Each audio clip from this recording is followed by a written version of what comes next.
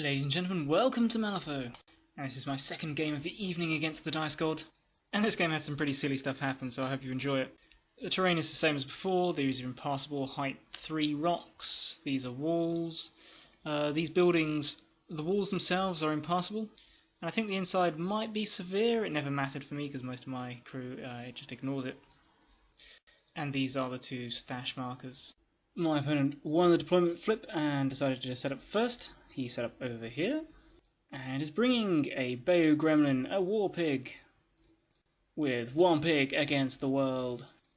Bayou Gremlin, Sammy LaCroix, Lightning Bug, not faced them before, I think they do blasts. Young LaCroix, Slop Hauler, Banjo Gremlin, whatever he's called, and Ophelia, with Dirty Treater and Do-Over. He also had Maris LaCroix, but I don't think he put it down at this stage. And I'm going to learn to hate that model. I have changed my list to the one I always wanted to play in the first place.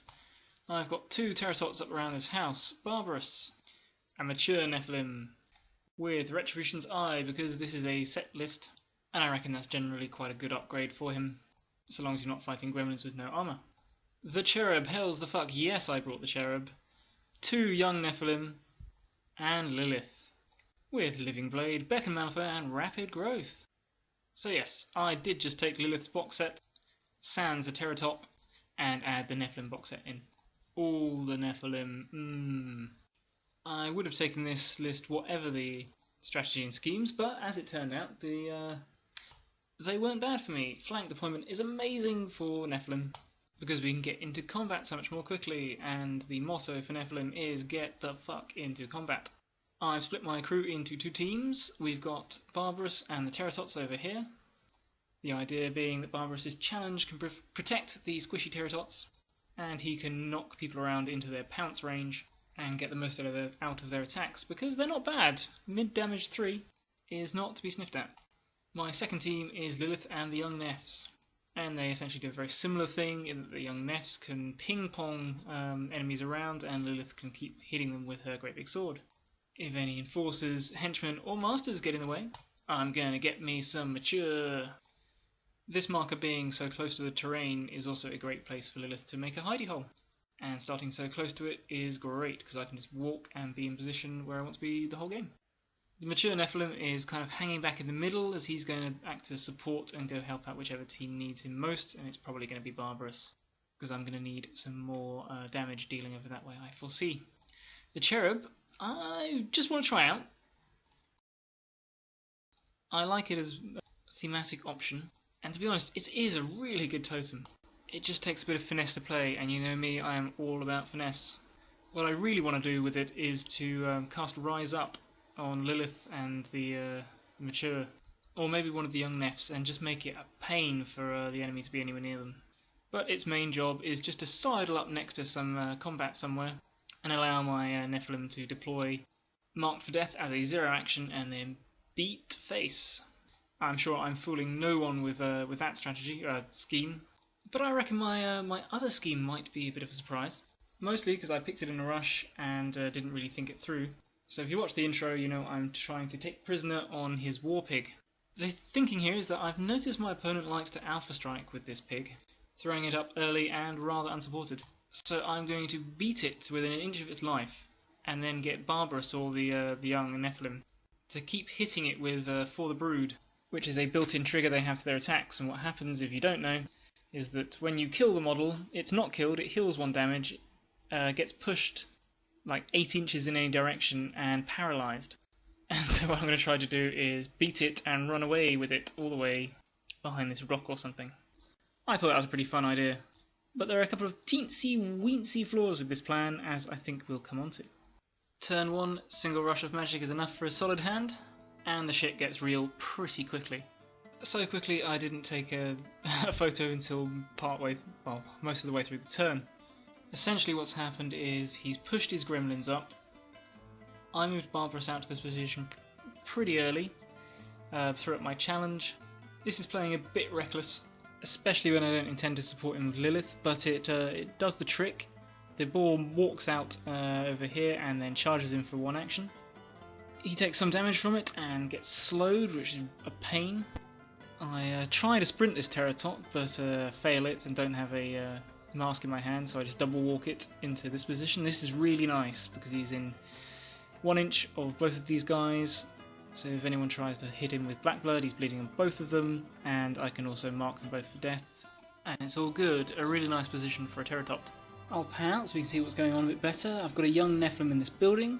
Lilith has moved up, she's dropped a forest to create a little bunker, and I've rooted down the lightning bug where he can't do any damage. Ophelia was feeling safe now that Lilith's gone, so she double walked up and hit Barabros. I think I soulstoned and took, a couple of damage, something like that. And now I see the opportunity for some mischief.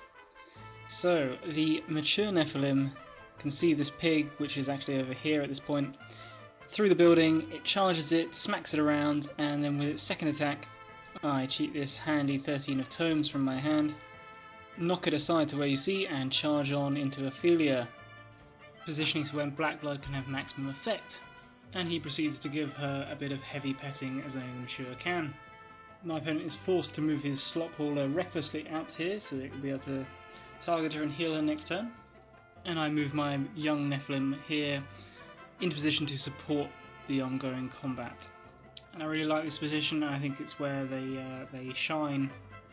Think of it like a bishop in chess, where it's threatening a countercharge if you get involved with some of my, more pawn-like models. I've charged the war pig with my Terratos and done some more damage, and I think this was a bad play because I could so very easily end up killing it with black blood, and there's really no need to commit it so early. Whilst we're on the topic of less than optimal plays, I have a cherub just lurking here.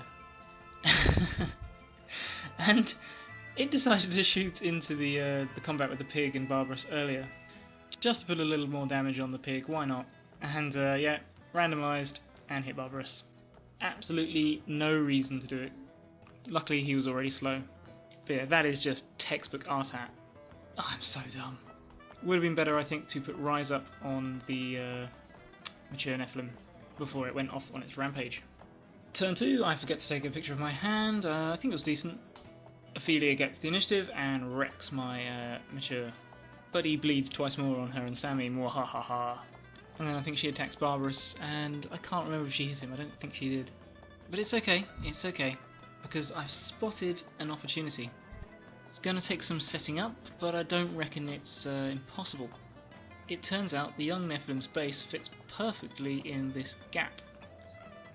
So I use it to charge the slop hauler. Even if I don't kill it, it's then got to try to make 2 disengage tests from both the Terratots and Barbarous and my young Nephilim to try to break out and go around here and get line of sight on her. As it turns out, the young Nephilim was more than enough to take down the slop hauler by himself. So now Ophelia's pretty damaged and has got no other source of healing that I know of. I can smell a mature coming on. Or that might just be my feet. At some point we both reveal Mark for Death. This Terratot puts it on both of these guys, and I think the banjo player pushed everyone forwards, walked around through here, or pushed himself through here, I don't know. But I think Barbarous and the young Nephilim ended up with Mark for Death on them. This Terratot attacked the pig and then moved up around here to be in black blood range of both banjo and pig, which was monumentally stupid, as we'll see in just a moment. At some point, Sammy then goes off over here to wisely go stand by this marker, and Meris jumps right into this spot here. And during the game, I didn't realise that she prevents damage from pulses. I knew about blasts, I didn't realise it applied to pulses too. Fuck, she needs killing so dead. I thought my opponent was bringing her so that he could blast into combat willy-nilly, but clearly he also had other plans. Damn, she's annoying for Nephilim. He didn't call out at any point during the game, so I presume it didn't ever come into effect. We could have forgotten a few and splashed some people with blood unfairly, but I don't think it really mattered. But let's get to the bit where it's fun. So Lilith had seen an opportunity to avenge the horrible death she took in the last game. So she walked up, she placed her forests, and then she charged Ophelia. Obviously declaring sudden darkness first, and turned her into fucking sushi from a red joker on a negative damage flip. How do you like ridiculous damage, you freaking hillbillies? However, from where my opponent has very cunningly placed his models, and even from where I very cunningly placed my models, there's not enough room for me to summon Mature in off this young Nephilim. Bugger, bugger, bugger, bugger, bugger. And of course I duly forget to give my young Nephilim fast. But give me a break, I'm an asswit. By the end of the turn things look like this. The cherub has moved up to the rock. It had given Lilith the Angry Wilds before she charged, but it was too late in the turn to really do anything as everyone else had activated in the area. So he's now in position to get in next turn and help out with some extra marked for deaths. It's a bit late really, but I didn't want to move him in too early, because then he'd just get killed. Maybe I should have tried to shoot Sammy and push her away from the marker and slow her, but I'm not sure whether she was there at the point I was activating the cherub. And anyway, she's got defense 7, which would reduce the chances of it working, although maybe it was worth the pot shots. Anyway, I will get better at using the cherub with practice.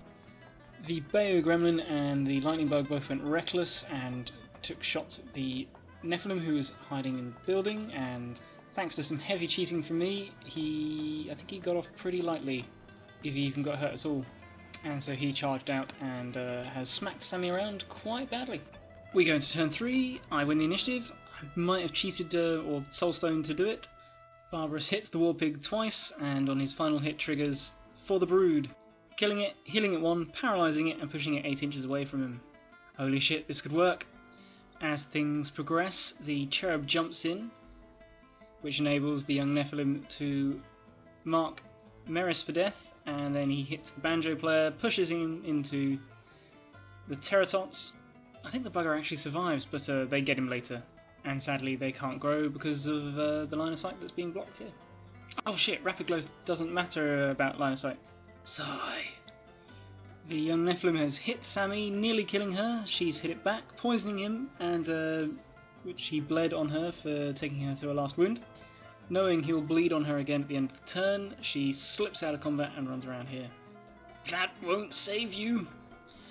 The lightning bug shoots the cherub, randomising throughout the combat.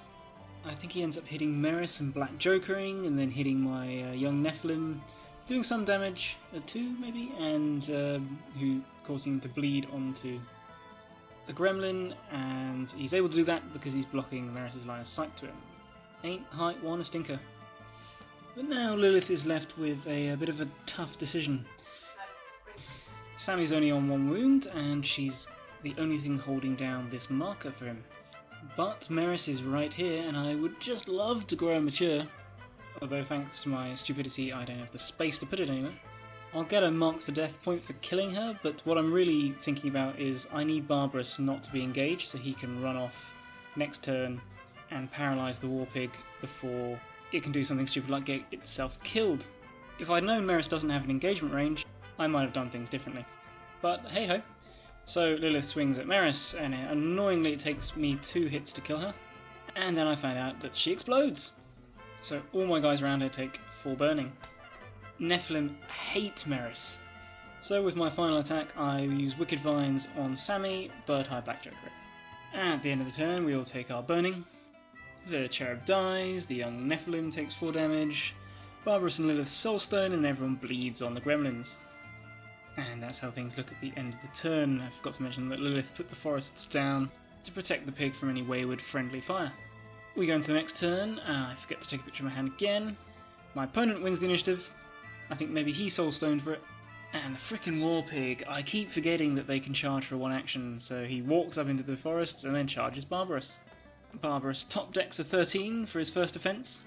The pig hits him again with the Stampede trigger, which would kill itself. Well, I mean, it would die anyway from Barbaros' blood, but I cheat in my 13 from my hand, and we play the game again, so Barabros knocks the pig back.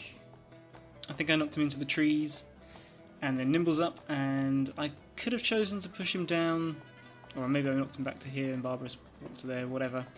I could have chosen to push him down over here, but I was worried the lightning bug would move up and shoot him through the house, so I just left him here behind the trees. The lightning bug did move up, and it shot Barabros instead. My brave Nephilim went down, but my opponent couldn't get a blast off to kill the pig. So in response, my young Nephilim had a line of sight just to Sammy, charges over and ate her. And in all the excitement, I forgot that she's an enforcer, and I forgot to summon my mature. Deep breaths. Deep breaths. Fucking hell! I'm such a fucking moron! Oh my god, guys. Well, somebody, it might have been the young LaCroix, shot my Nephilim that had been badly burnt and killed it. And then my Terratot killed his other baby gremlin, this time growing into a young Nephilim. Finally got one. And at this point, my opponent threw in the towel, as that Terratot was his take prisoner target. And so there is the game. Not sure how this would have ended. I've still, got to activate these.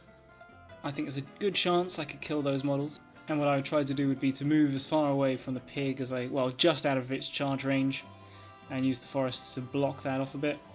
And then in the next turn, I'd activate it, and then sprint Lilith and the Tot after it. But it would have needed a bit of luck. So who knows? Final scores. The lovely Ophelia got 2 points for Mark for Death, 2 points for Guard the Stash, and no points for Take Prisoner. The even lovelier Lilith got 3 points for Mark for Death. Would almost certainly have scored 4 for the strategy, and who knows for the Take Prisoner on the pig. But what I do know is that I had a whale of a time playing my Nephilim crew. It's really fun and thematic and pretty killy. It's got weaknesses like lack of range threat and lack of condition removal. My models tend to take a lot of damage, and when Nephilim get damaged, they bleed over everything. So it's kind of like playing to my strengths. Anyway, well, I really enjoyed this. It certainly helped that I lucked out with that red Joker damage flip on Ophelia. The move was a gamble. I certainly didn't expect it to go that well, but I felt Ophelia was in an overexposed position, and I just had to take the opportunity. I'm looking forward to playing this crew more, and I'm certainly looking forward to learning the positioning game with it. Certainly need to practice more with the Cherub and the Young. As ever, getting Lilith's forests right is a mission that continues. Anyway, I hope you enjoyed it as much as I did. Take care.